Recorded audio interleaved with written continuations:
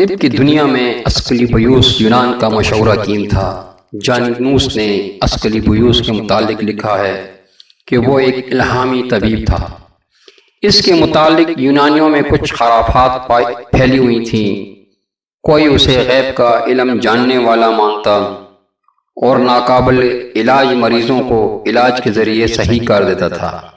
اس طرح یہ قدر و منزلت کی نگاہ سے دیکھا جاتا اور سارے ملک میں اس کا نام مشہور ہو گیا۔ اسکلیپیوس نے اپنی اولاد کو کہا کہ طب کے علم کو اپنے سینے میں مدفن رکھنا اور یہ علم خاندان سے باہر نہ جانے پائے۔ لہٰذا ایسا ہی ہوا، لیکن جب قابل قدر طبیب ختم ہونے لگے تو حکیم بقراط نے محسوس کیا کہ یہ علم کہیں نابود نہ ہو جائے۔